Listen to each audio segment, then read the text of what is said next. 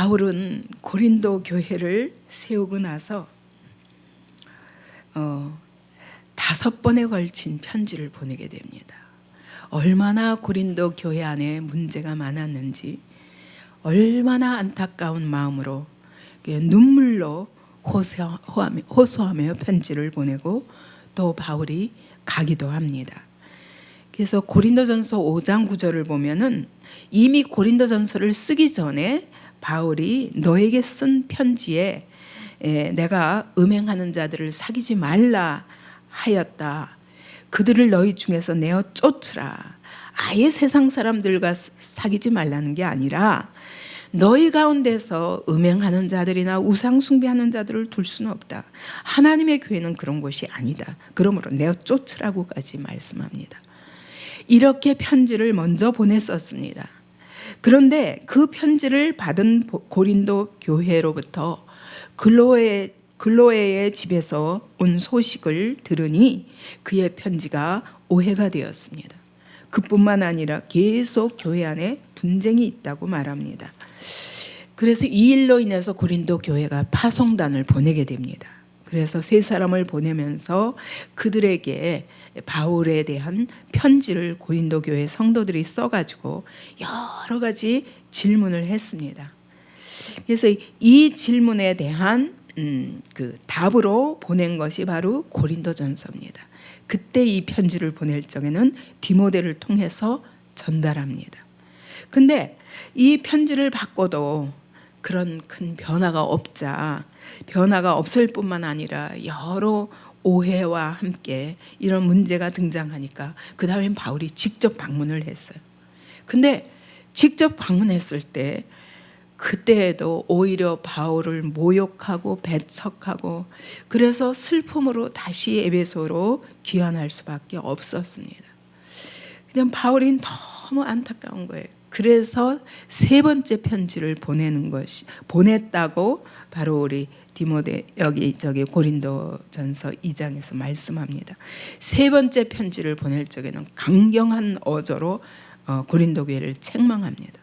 너무 내 마음에 큰 눌림과 걱정이 있어서 너에게 편지를 보낸다. 많은 눈물로 이 편지를 쓴다 하면서 디도를 통해서 보낸 것입니다.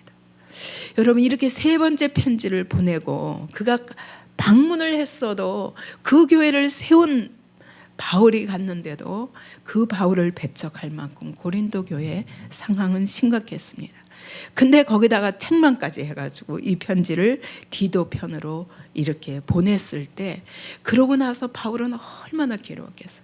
얼마나 그 편지를 쓰는데 눈물로 많은 슬픔의 눈물로 그리고 큰 눌림과 걱정으로 내가 이 편지를 썼노라고 말합니다.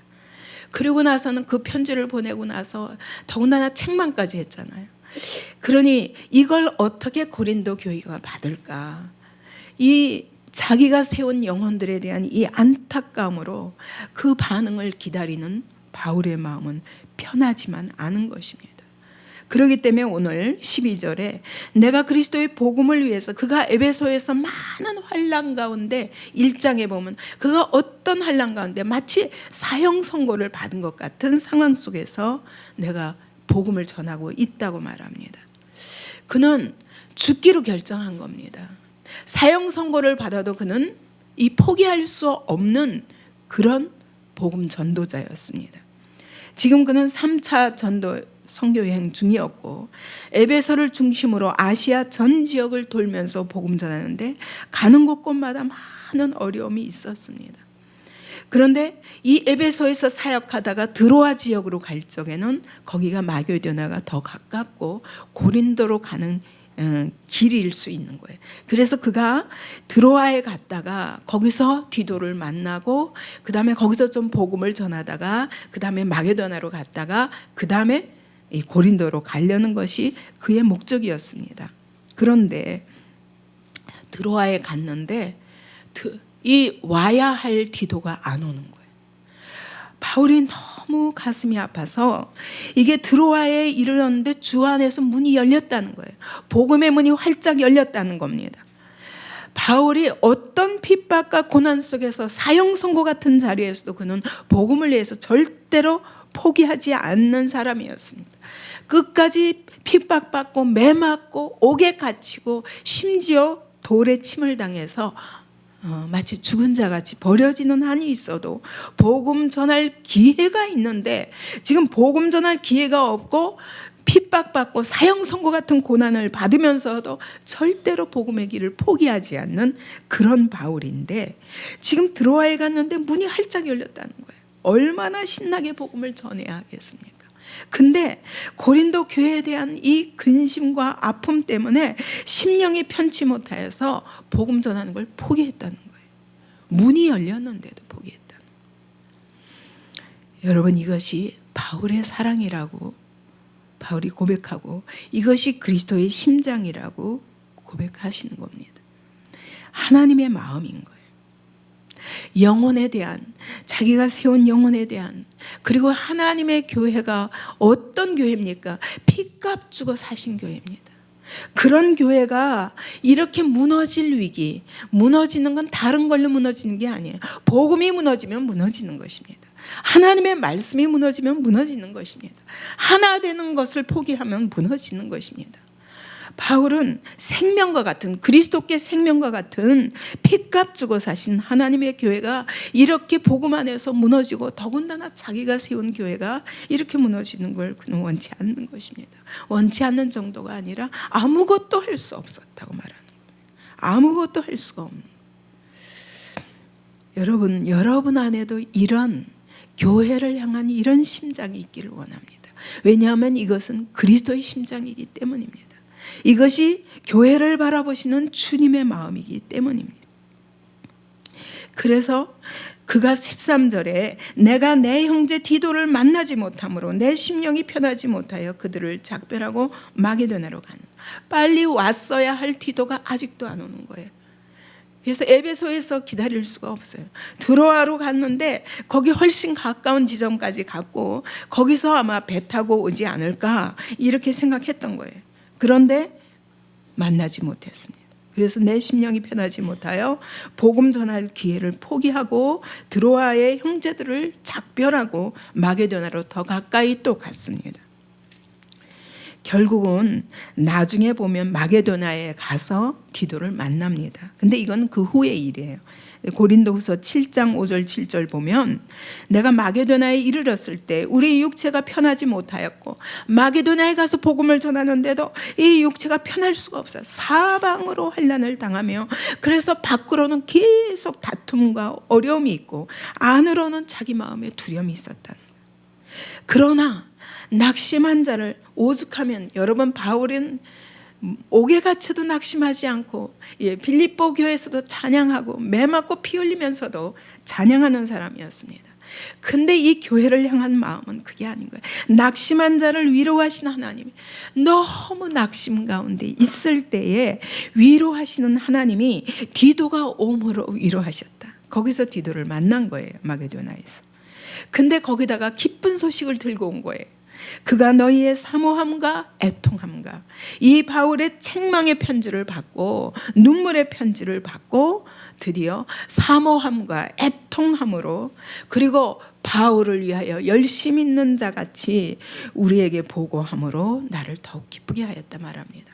결국 바울을 그렇게 갔을 때도 배척했던 그들이 이 눈물의 편지를 통해서 다시 애통함으로 회개하게 되었고, 그래서 그때 바울을 대적하는 거짓 교사들이 있었는데 그 교사들의 주모자를 교회가 정죄하게 되었다는 거예요. 그게 아니다, 그들의 말이 틀렸다라고 말하게 되고 그것으로 인하여 회개운동이 일어나게 됐다는 거예요. 그런데 아직은 지금 고린도후서 2장에서는 그가 이 편지를 받지 못했을 때의 마음을 얘기하는 겁니다. 그러면서 아직은 그가 승리를 맛보지 못했고 아직은 불안하고 아직은 답답하고 아직은 고통스럽고, 내가 이 고린도 교회 목회도 실패하고 그런데 또 드로아까지 가서 복음 전할 기회를 받았는데도 할 수 없을 만큼 그는 깊은 절망에 있었어요. 드로아 선교도 실패한 거예요. 둘 다 실패했어요. 이 마음이 갈팡질팡해가지고 낙심해서 견딜 수가 없고 슬픔과 비탄 중에 내가 과연 계속 할 수 있는 사람인가? 내가 이걸 끝까지 할 수 있는가? 이 교회가 과연 설 수 있는가? 아무것도 할 수 없는 이런 슬픔 중에서 그는 14절을 고백하고 있는 겁니다. 바울은 감사하는 거예요. 항상 우리를 그리스도 안에서 이기게 하시고 우리로 말미암아 각 처에서 그리스도를 아는 냄새를 나타내시는 하나님께 감사하노라. 이 슬픔 속에서 그는 이 슬픔을 기쁨으로 바꾸고 있는 거예요. 이 슬픔을 그가 다시 승리로 바꾸고 있는 것입니다. 여러분, 이게 신앙입니다. 우리는 그리스도인들이 믿음의 길을 가면 가는 데마다 다 승리하는 줄 알아요. 이것이 굉장한 우리의 이 믿음의 한계를 긋는 문제입니다. 왜냐하면요, 이 세상에서는 다 승리해야 인정받습니다. 그렇기 때문에 이 세상의 성공주의에 깊이 우리 영혼이 물들어 있어서 승리하지 않는 것은 하나님의 길이 아니라고 생각합니다. 승리로 당장 눈앞에 승리가 보이지 않으면 성령의 인도하심이 아니라고 생각하는데 우리의 큰 문제가 있습니다. 이것은 진정한 승리하는 믿음이 아닙니다. 바울은 이와 같이 그가 고린도 교회 목회도 실패했구나. 드로아에서 복음의 문이 열려도 이젠 난 더 이상 아무것도 할 수 없다. 내가 뭘 할 수 있을까? 깊은 낙심에 빠져 있을 때 그는 다시 약속을 붙잡는 것입니다. 어떻게 붙잡느냐면 항상 우리를 그리스도 안에서 이기게 하신다. 그랬는데 잘못 생각하면 우리는 반드시 이길 것이다. 내가 꼭 이 문제를 이기고야 말 것이다. 이렇게 생각할 수 있습니다. 그런데 영어를 보아도 이렇게 말합니다. 지금 그리스도께서 승리하신 그리스도께서 승리를 이루시고 지금 개선장군으로서 승리의 행렬을 가고 계신데 우리는 그 뒤에 끌려가는 포로들이다 라고 말하는 거예요. 그러니까 여러분, 승리는 누구 것이에요? 그리스도의 것이에요. 나의 승리가 아닌 거예요. 바울은 나는 포로 같다. 주님께 붙들려서 주님이 가시면서 계속 전쟁을 승리로 끝내면서 가시는데 나는 그 뒤에 끌려가는 포로 같다. 나의 승리가 아닌 거예요. 오늘 나의 승리가 아니라 할지라도 내 앞에 가시는 그리스도께서 그분의 전쟁에서 그분이 승리하셨기 때문에 그래서 이기게 하신다라고 말하는 거예요. 나의 승리는 포기한 것이에요. 다시 생각하는 거예요. 나는 오늘 이렇게 패배하고 비참하게 실패하고 나는 여전히 문제가 있고 나의 사역에는 여전히 부족함이 있고 나는 여전히 미련하고 나는 여전히 실패할지라도 내 앞서 가시는 그리스도는 반드시 승리하고 만다. 제가 늘 얘기하는 것이 이거예요. 우리의 연약함으로 인해서 어떤 실패를 했다 할지라도 우리 앞서 가시는 그리스도의 승리로 끝날 것입니다. 제가 하물며 그런 얘기 하잖아요. 내가 이 땅에서 사라질 때라도 내가 간 모든 걸음에 대해서 하나님은 승리하게 하실 것이다. 이런 말을 할 수 있는 것은 바로 이 바울의 고백인 거예요. 여러분, 내가 승리해야 되는 게 아닙니다. 오늘 나는 실패로 끝날 수 있습니다. 오늘 여러분의 삶에 내가 믿음으로 시작한 일에 여전히 부족하고 여전히 실패같이 보이는 아픔이 있을 수 있습니다. 그래서 그것 때문에 슬플 수 있습니다. 그러나 하나님은 절대로 실패하지 않으신다.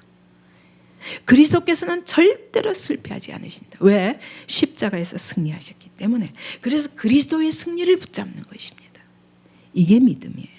그렇기 때문에 나의 승리로 끝나는 이김이 아니라 내가 이 시간에도 믿음으로 말미암아 그리스도께서는 반드시 승리하신다는 그 약속을 붙드는 믿음으로 승리하리라 라고 고백하는 거예요. 우리 안에 이런 믿음이 여러분 안에 충만하시기 바랍니다. 그래서 아무리 여러분이 가다가 낙심하고 나의 연약과 또 반대를 받고 방해를 받는다 할지라도 내가 그리스도를 따라가는 걸음이기 때문에 이 걸음은 실패할 수 없다는 것입니다. 이것이 성도들에게 이런 믿음이 있을 때 우리의 걸음은 절대로 실패하지 않고 우리는 절대로 그리스도인은 낙심할 수 없습니다. 두 번째 그가 감사하는 것은 뭐냐면 내가 어디로 가든지 발길이 닿는 곳에서 그리스도를 아는 냄새를 나타내시는 하나님께 감사하노라. 내가 그리스도를 따라가고 있기 때문에 그리스도의 승리가 그렇게 승리의 향기가 저 따라가는 것이 바울 안에 있는 것이 그리스도구나. 그리스도의 냄새가 풍긴다는 거예요.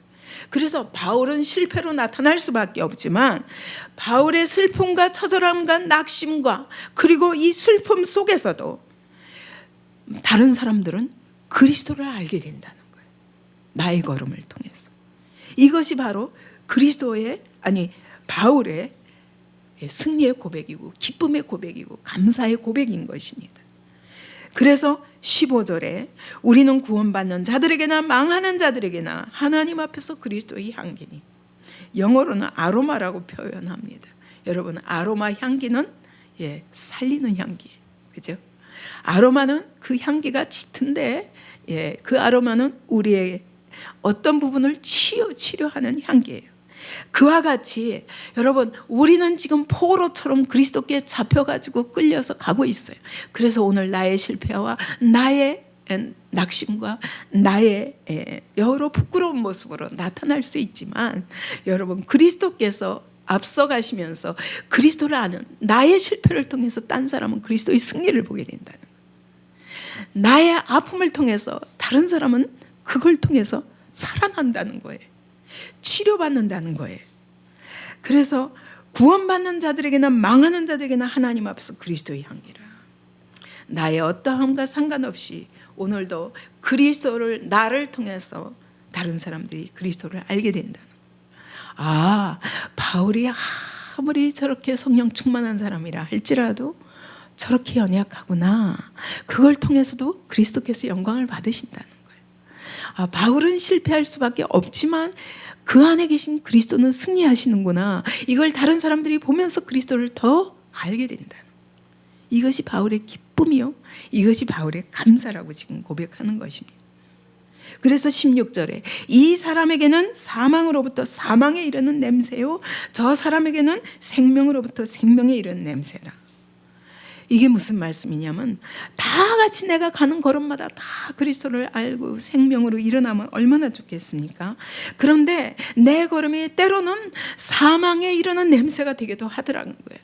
생명에 이르는 냄새인데도, 생명의 냄새인데도 불구하고 어떤 사람에게는 이 냄새를 맡으면서 사망에 이르게 된다는 거예요. 왜? 교만해가지고. 그래서 복음을 들으면 들을수록 더 마음이 강팍해지고, 복음을 들으면 들을수록 더 눈이 어두워져가지고, 그래서 복음을 받지 않고 마음이 무감각해서 복음을 거절하며 스스로 멸망의 길을 가는데, 이것은 나의 문제가 아니라는 거예요. 그것은 바울의 실패가 사실은 아니라는 거예요. 왜냐하면 내게서 나오는 냄새는 예수 그리스도의 향기이기 때문에 그 향기는 원래 살리는 일이라는 거예요. 그래서 어떤 사람에게는 생명으로부터 원래 그 안에 겸손함이 있고 그 안에 생명의 씨앗이 있으면, 아니면 하나님이 택하신 자면은 반드시 이 향기를 맡고 소생하게 된다는 거예요. 그래서 생명에서 생명으로 이르게 돼요. 그러므로 나와 상관없이, 바울의 어떤 실패와 연약함과 상관없이 바울이 가는 모든 걸음 위에서 결국은 생명과 사망으로 판가름 나는 역사가 있다. 그렇게 바울이 말합니다. 우리는 성도들에게 있어서 가장 큰 능력은, 최고의 믿음의 절정은 뭐냐면 나의 승리로 드러나는 것이 아닙니다. 그게 아니라 내가 어떠하든, 그러니까 내가 연약하면 연약할수록 그리스도의 능력이 더 나타난다는 이 비밀을 바울은 알았어요. 그래서 육체의 가시를 통해서 하나님이 사단의 사자를 그 몸에 주심으로 그가 이 치유해 주시기를 그렇게 기도했지만 하나님은 답하십니다. 내 은혜가 네게 족하다. 왜냐하면 네가 약할 때에 그리스도께서 강하시고, 네가 약할수록 그리스도의 능력이 더 나타나기 때문이다. 바울은 이 비밀을 알았어요.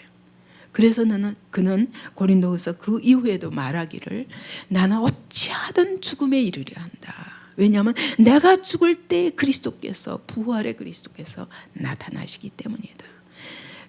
그래서 그리스도의 최고의 능력은 뭐냐면 내가 가장 약할 때에 그리스도의 영광이 드러나는 것이라고 말합니다. 내가 가장 낙심할 때에 그때 그래서 그리스도가 더 필요하고 그래서 그리스도를 의지했을 때 그 그리스도의 능력이 나타나도록 하는 것이 그리스도인의 최고의 능력이라고 말하는 거예요. 그래서 여러분 우리는 성경에서 수많은 믿음의 사람들의 실패를 보게 됩니다. 아브라함도 가다가 하갈을 취하고 가다가 또 애굽으로 내려갔다가 수없이 실패하게 됩니다. 그런데도 하나님이 끝까지 그를 믿음의 사람으로 믿음으로 승리하도록 나중에는 이삭까지도 바치는 그런 믿음의 사람으로 하나님이 승리하도록 만들어 가시는 걸 볼 수가 있습니다. 그뿐입니까? 야곱은 아예 태어날 때부터 이름 자체가 속이는 자예요.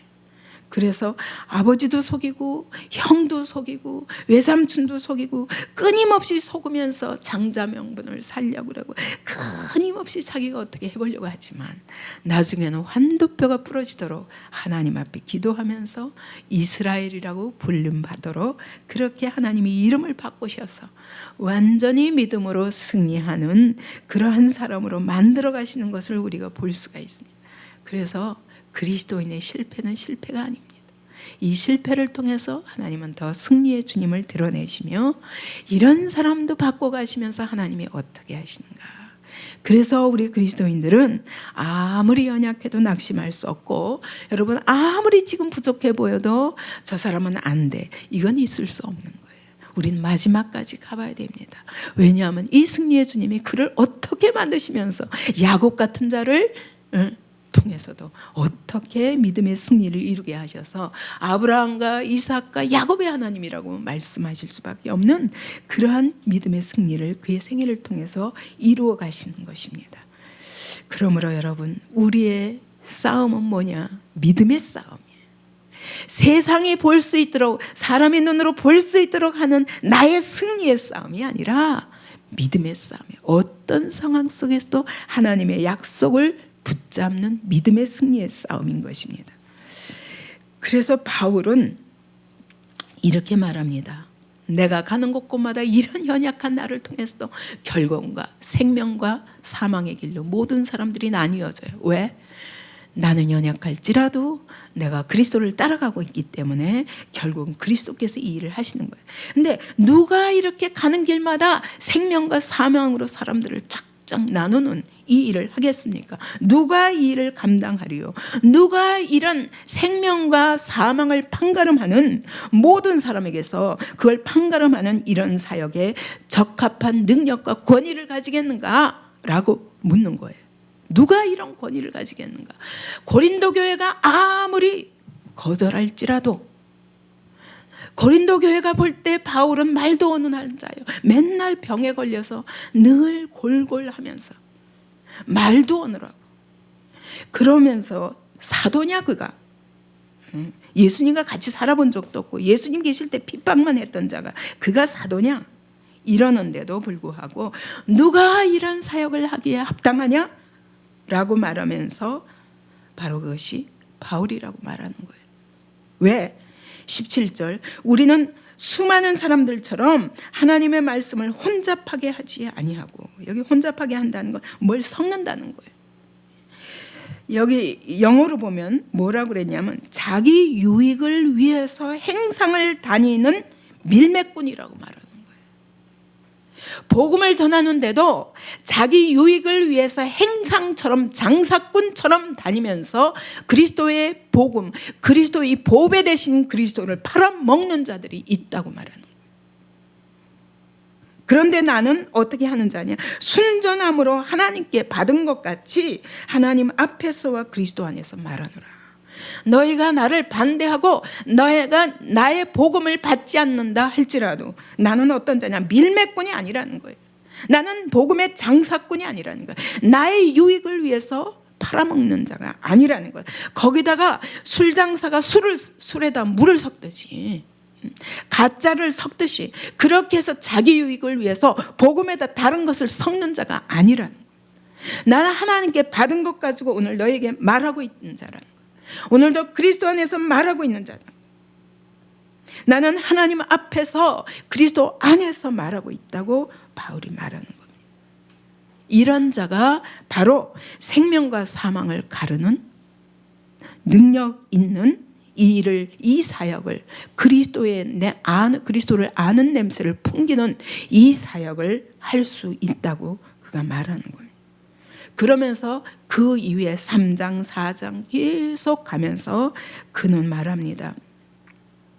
내가 비록 이제까지 어떤 복음으로 너희를 키웠도 너희들이 배신하고 그리고 그 복음을 거절하고 그리고 오히려 사도 바울을 반대하고 대적한다 할지라도 그리스도의 승리는 흔들릴 수 없다. 내가 받은 직분은 추천서가 없다는 거예요. 바울이 사도가 아니라는 거는 추천서가 있냐? 그가 사도들의 추천서를 받고 이 고린도 교회를 세웠냐 하고 예루살렘에서부터 온 거짓 교사들이 그렇게 바울의 사도성을 부인했거든요. 그러니까 그 3장에는 이렇게 얘기합니다. 나는 사람의 추천서는 없지만 나는 그리스도의 편지다. 다시 말하면 그리스도의 추천서다. 그리스도께서 나를 추천하셔서 이 자리에 왔는데 그것은 사람의 손으로 쓴 편지로 된 추천서가 아니라 그리스도의 영으로, 하나님의 영으로 쓴 것이다. 내 안에 하나님의 성령이 계셔서 그분이 오늘도 인도하시고 그분이 오늘도 영의 직분으로 내가 이 말씀을 전할 때마다 영은 살리는 것이고 의문은 죽이는 것이다. 너희와 같이 율법주의자들이 아니라 생명의 복음으로 내 안에 계신 성령으로 말미암아 이 의의 직분을 감당하고 그래서 죄인들을 의롭게 만들고 죽은 자를 살리는 역사가 일어나는 그 일을 하고 있는 새 언약의 일꾼이다.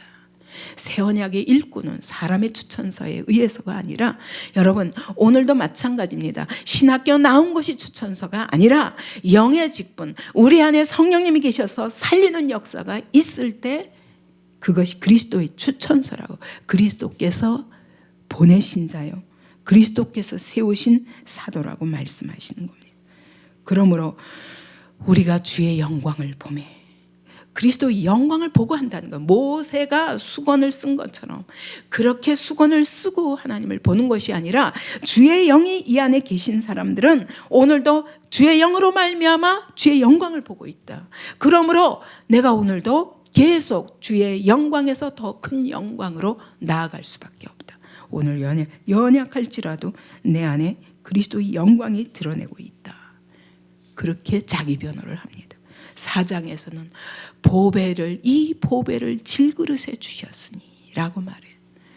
이 그리스도라는 이 엄청난 보배를, 이 세상의 모든 사람을 살리는 지극히 큰 능력이 있으신 그 그리스도라는 보배를 이 연약한 깨어질 수밖에 없는 질그릇에 담아주셨다고 말합니다. 다시 말하면 오늘 하나님이 나를 질그릇같이 쓰셔서 내 모습은 이렇게 연약하고 내 모습은 이렇게 보잘것없고 내 모습은 실패같이 보이고 나는 이렇게 슬프고 연약하여 낙심할 수밖에 없는 자라도 하나님이 나를 쓰고 계시다. 내 안에 보배 대신 그리스도께서 계시다. 그러므로 내가 미쳤어도 하나님을 위한 것이요, 내가 온전할지라도 너희를 위한 것이다. 내가 온전한 건 내가 온전한 게 아니라 너희를 위해서 하나님이 온전케 하시는 것이요, 내가 미친 것 같이 보일 때 그때 나는 하나님을 위한 것이다 라고 말하고 있는 겁니다. 그래서 바울이 말합니다.